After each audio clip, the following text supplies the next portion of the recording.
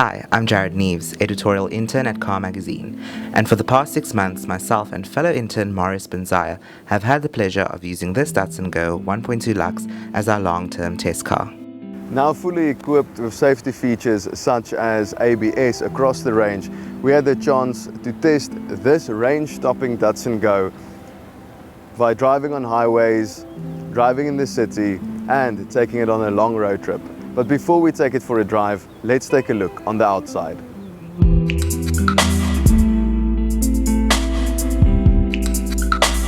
To help our Go stand out from the crowd, this test unit was fitted with a few optional accessories, one of them being these 15-inch alloy wheels, roof rails, although they are merely for aesthetic purposes. Down the side of the doors, black door strips, and then if you come around the back, you'll see the spoiler, the chrome boot strip, and the optional exhaust tip.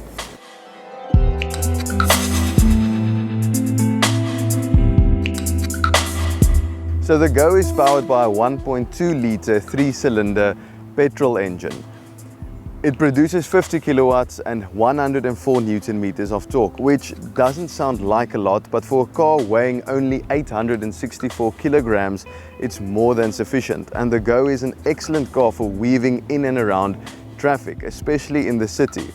I've been driving it mostly on the highway during my commute to work, and fellow intern Jarryd has been driving it in town.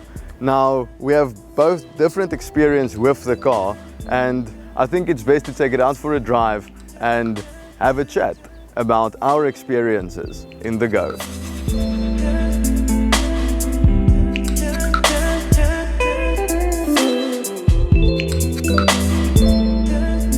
Even though the Go produces 50 kilowatts of power, it never feels like it is producing that amount. It feels like a lot more. And I think that the Go owes that to its relatively light mass, but also its gearing, which allows you to get up to speed rather quickly. When you are up to speed, the car doesn't necessarily feel unstable. I mean, it does have rather skinny tires, but it doesn't feel unwieldy or nervous when you are up to speed. Another thing that's been a delight in city driving is the light steering, especially if you're trying to maneuver parked cars on the side of the road, traffic, trucks stopped in the middle of nowhere, for example. It allows you to just pass with ease. It allows you to go through tight gaps, turn through corners quickly. And the steering, it's not completely devoid of feel. I mean, it is actually quite a bit of fun to drive, even though when you do drive it with a bit of vigor, you do experience some body roll, but then again, so do most small cars in this class. Yes, and I think that can be due to its ride height. I mean, it is quite high off the ground. You mentioned that you went on a road trip to McGregor. How did you find the boot, the size of all your luggage? I was quite surprised with the luggage capacity. If I can remember correctly, when we tested the Go in March 2019, we measured 200 liters of boot space, which was ample for all my luggage and then some. Yeah. I stopped in McGregor, bought a couple of groceries, and everything fit in perfectly. Unfortunately, our test unit, as you know, didn't come with a cover for the boot, but I believe that is not the case when you go and buy a Go. But luckily, the rear windows and the tailgate window did seem to be darker than the front windows, so it made it a lot harder for passers-by to see into the car. You couldn't actually see into the boot. Yes. I also think that the equipment levels for a car of this class are exceptional. You've got electric windows with auto down for the driver, electrically operated side mirrors, you've got the touch screen and the aircon, which works rather quickly. And although I can say that we did have an issue with the air conditioning quite early on in our test period, where it was leaking water into the interior. Yes. I must say it was quite surprising, because we haven't heard of any other Go or another owner experiencing the same problem. So it's most probably that it was just with our long-term test car.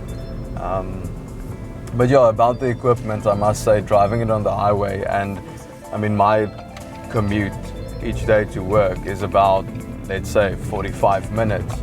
So plugging in my phone, putting on Apple CarPlay and listening to a podcast on my way to work, it's so easy.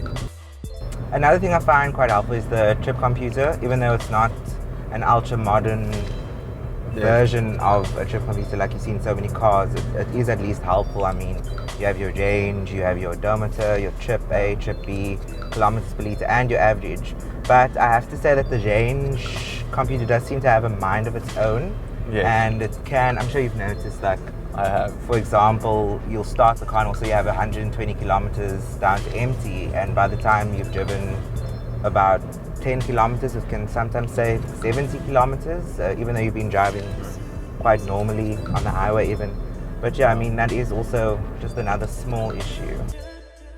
It's been a great experience taking the car on the long road, and especially, as I said, the Apple CarPlay and Android Auto and Bluetooth functionality and all of that is absolutely great. Yeah, it's actually flawless.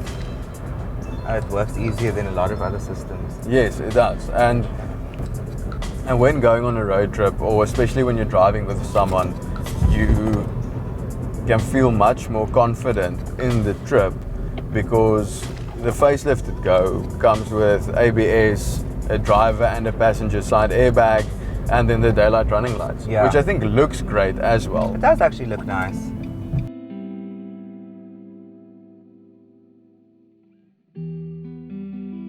Despite its quirks, Jarryd and I had an enjoyable 6 months with our Datsun Go long-termer. I do, however, have to mention that our main concern with the Go is that it faces some really stiff competition: the accomplished Kia Picanto and Suzuki Swift.